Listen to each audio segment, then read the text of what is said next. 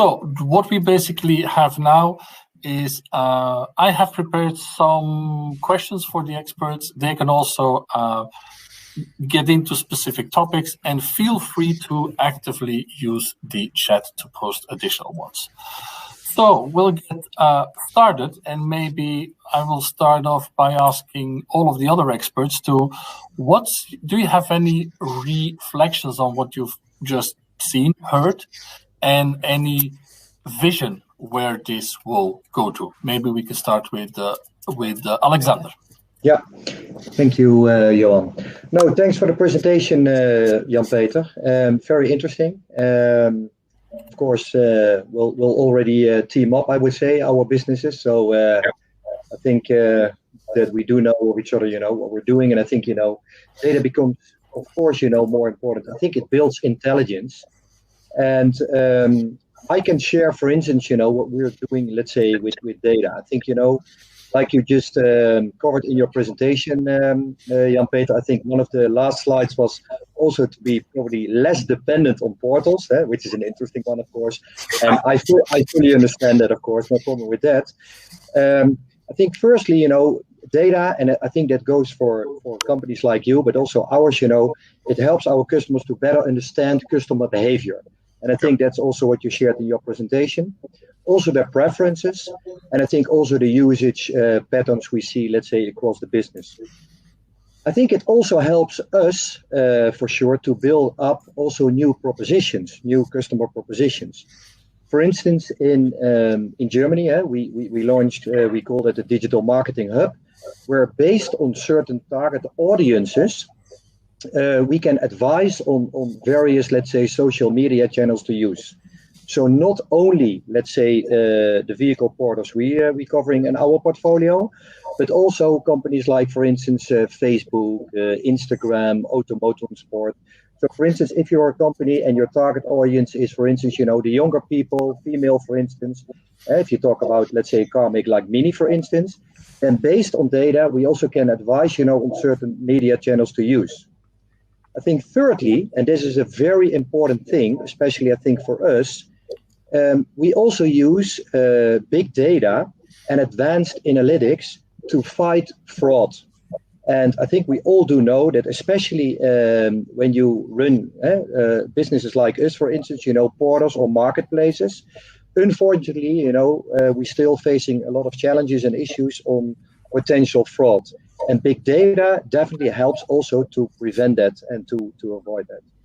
And I think lastly, and I think that's also a very important thing, and I think you will see that as well, Jan-Peter, that is also that data will also help us to build, let's say, customer profiling. So for instance, I'll give you an example. In some markets, we run, let's say, so-called horizontal business, which we do in the Netherlands and in Belgium. So in Germany, for instance, we run a vertical, which is mobile.de. In the Netherlands, for instance, it's Marktplaats. Then you have a very broad audience. And it could happen, for instance, that people start searching on certain, let's say, product and services. So I'll give you an example. People searching, for instance, for baby clothing. And that could, let's say, indicate that those people are also might have an interest in buying, let's say, a bigger car, for instance. And if you can make, let's say, these kind of matches and you can match that data, you can perfectly, I think, target, in the end of the day, the desired target audience here. So those are, I think, some examples, we're doing with data. And I think it's a matter of, I think years ago, it was for all of us, it was a kind of a black box. And I think now we're very much capable of steering based on, let's say, tailored data. And instead of doing, let's say, mass marketing, we also can come up, with tailored solution towards our customers. Okay, thanks, Alexander. Maybe, Christof, if you could give your a vision on all of this, maybe. Yeah, thank you, Johan and Jan-Peter. Thank you for that great presentation to dive right into the topic. I think what I would like to start with is to describe the industry as an industry that is becoming more digitized. I guess the buzzword that many are using is omni-channel, and what I want to say about this is that the way of buying and selling becomes a seamless integration between online and offline. And what Jan-Peter, for example, mentioned that he wants to avoid competition between dealerships, and he wants to avoid people just using their experience to drive business decision. I think that's exactly what this means, right? You want to have data-driven decision making, and you need to be in a position where you have more KPIs than before to steer your business, and hopefully probably more KPIs than your competitors to steer your business, but also to market your offers more attractively to the end customer. And the price may not be enough. You need to talk about TCO, about utilization costs, about fuel costs, about electricity, about charging time, about more KPIs than before to market your car online. Another trend that I think will, again, hopefully help us, but also is a bit of a challenge, is there will be more and more off-lease cars coming to market. And we have estimated that from roughly 8 million used car transactions, if you include the very young ones as well, this 8 million will increase to around 12 million cars, used cars to be remarketed in 5 to 10 years. So these additional cars come to market because people are getting into shorter commitments, do more leasing, do more PCP. It helps the OEMs and the leasing companies to keep those customers close by, but it creates more cars to be remarketed. And for that, and on top of that, we have that imbalance of new and used car demand in some of the markets that are overstimulated. For example, France and Germany come to mind. So we need cross-border remarketing to be dealing with that additional challenges, but also opportunities, of course. For example, when we look at ICE remarketing, this will still go on for a very long time, and it might actually be driving some of the profitabilities in the coming years if you know where to sell them, because demand on the new car market is dropping. Okay, great, Christof. And of course, last but not least on this introduction, I would like to go to Autorola as our founding partner, and maybe more specifically, Morten, on this in the introduction in case study, they were talking about starting prices at 7% above the market, and according to the time the car stays in stock to go down. Is this something, Morten, you see as a good thing that they do this dynamic pricing? First of all, I have to say thank you to Jan-Peter, and I'm very happy this is not a physical event, because then I probably owed you a drink in the bar afterwards. It's always good to hear someone else present the products of where you work, and with that big success that you have by using it. And back to your question, Johan, yes, for sure, a big part of the strategy behind the tool from Indicator is to use this dynamic pricing to ensure that you maximize your selling prices, but that you at the same time keep track with how long the cars are on stock. So a big part of our philosophy is that you need to start or you need to make your own, you can say, strategy about how you will set your prices in your organization. And for a franchise dealer like Jan-Peter is, then there's no doubt that we see it as the right way to start over the average price in the market, because you are not the one who should try to force prices down on your own brand. So starting in the right level, and then keep track with how long the cars are on stock, and being relatively cheaper in the market the longer you get out in the stock time. So it is one-to-one with how we actually try to educate our customers to use our tools from our business unit Indicator. So can only agree, and thank you again. Okay, I just want to get to a question that was posted to us already before, and a question that came from Sebastian Fuchs from Cox Automotive, and he's talking about the importance of coherent the data. I think a lot of the analysis that you create is based on quality of data, coherent data, and can artificial intelligence improve that diverse quality of the data that we have across various marketplaces and sources? And as well, how do we filter out, for example, cross-border assets? So cars with specs from Belgium being on a site in Germany or in France. Christof, maybe on this one to you? Yeah, I mean, coherent data, and thanks for asking that question, Sebastian. I think it's becoming more important than ever before, because it's more and more data-driven, the decision-making, and faster decisions need to be taken. If you, there are breakout sessions later on, and we have one of them. You might want to go in and have a look at how we cleanse the data and how we enrich the data, which is a very important step to create coherent data. For example, we know that a large share of advertisements that come in from Mobile.de, and by the way, we are purchasing this data. We have contracts in place to get a reliable, good data quality into our systems.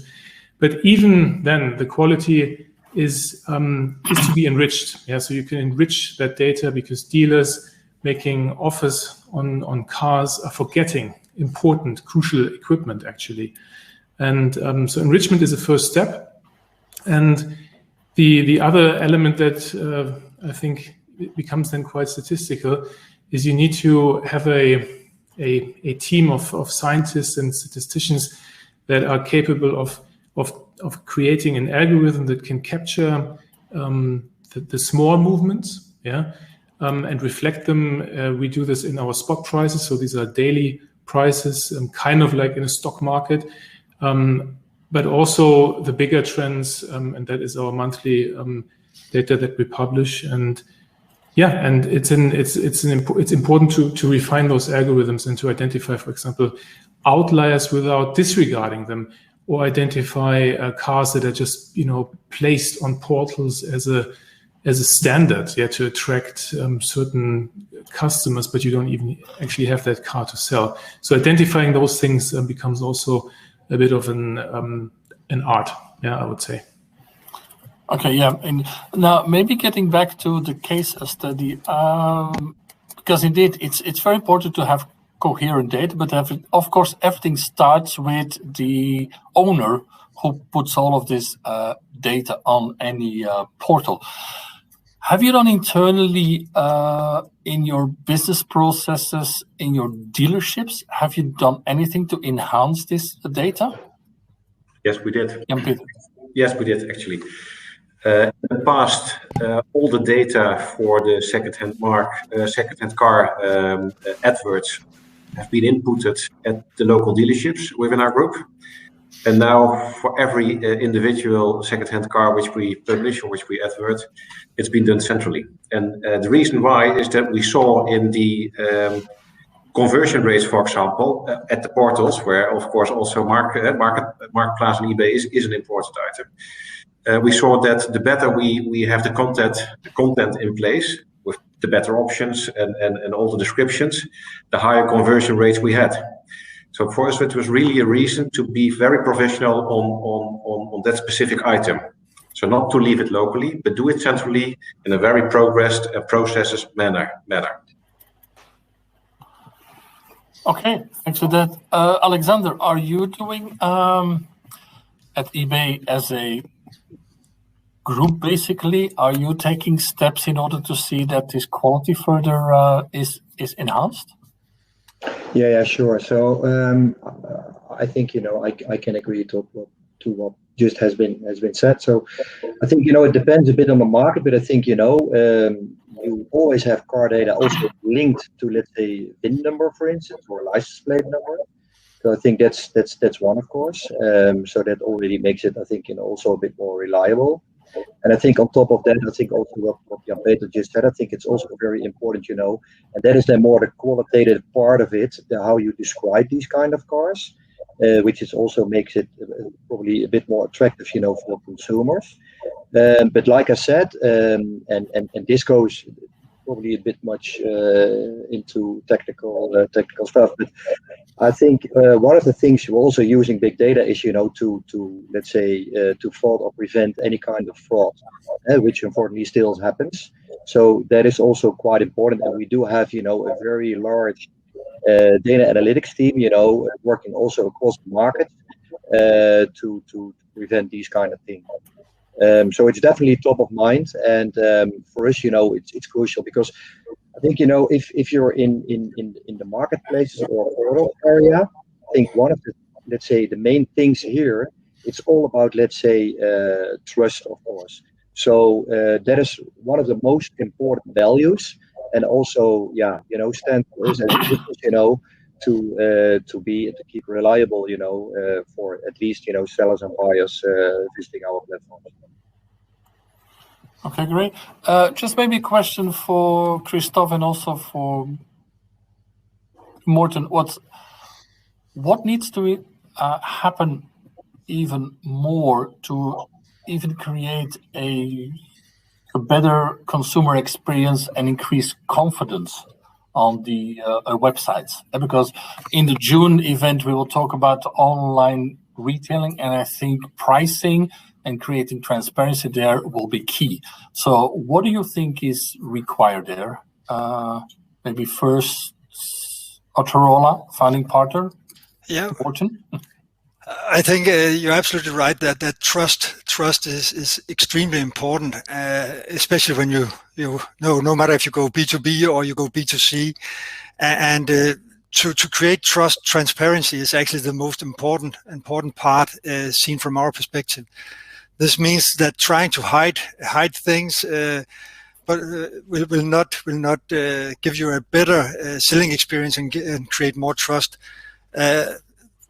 Previous damages on a car or things like that, if possible, then highlight it, but also highlight that it has been repaired, meaning that you get the right kind of trust towards your customers.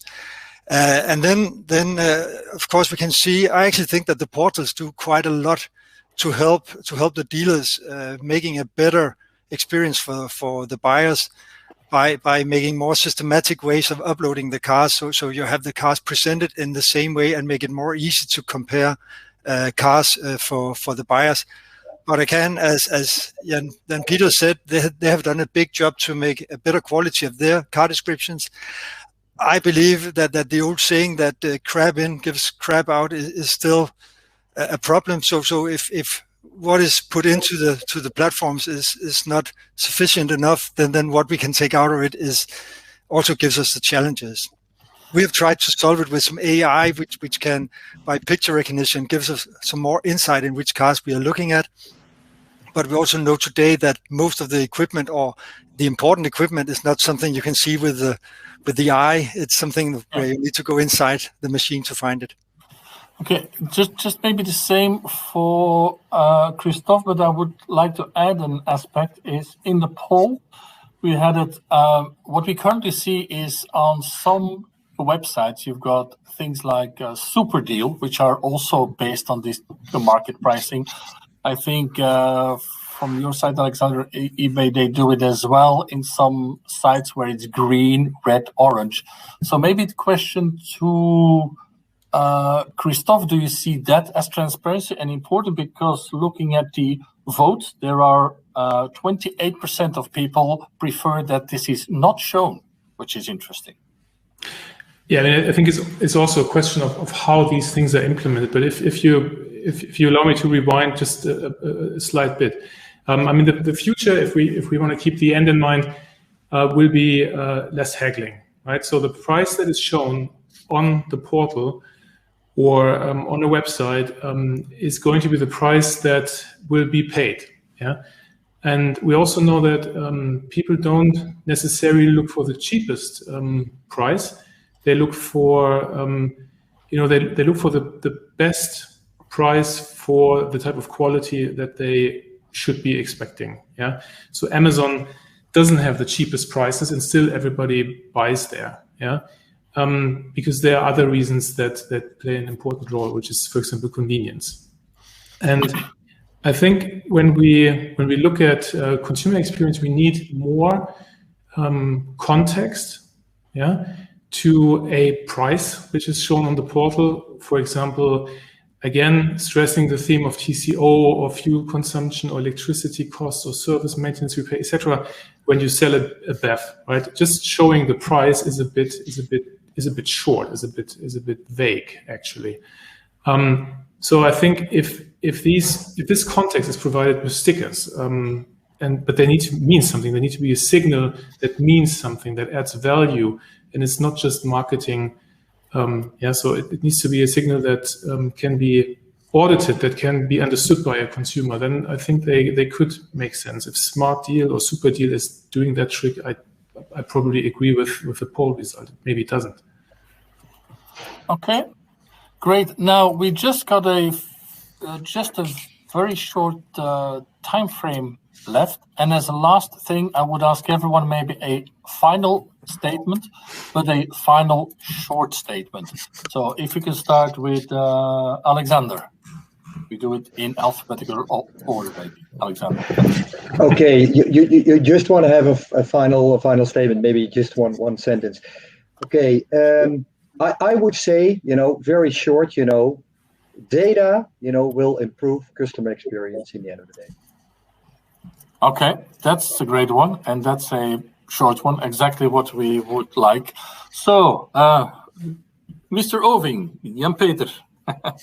Well, that was one of the last sentences I had on my slide. I think through data, data is efficient and it's here to stay. It helps us really improving our businesses. But again, also car retailing also remains a people's business issue. So I would say it's an add-on to be more successful than the competition. Okay, thanks. Christof? Yeah, along these lines of Jan-Peter, the car is not a consumer product. It's not an iPhone, although people keep making that reference. It's a high-priced investment product, even if if you don't need to commit for 5, 6, 7 years anymore as a private individual. So data will become crucial to survive in an industry that becomes more omni-channel, less haggling, more transparent. But there remains the important aspect of having a strong network, having physical touch points with all customers, or the majority of the customers. Okay, great. Now I would finally go over to our last expert here.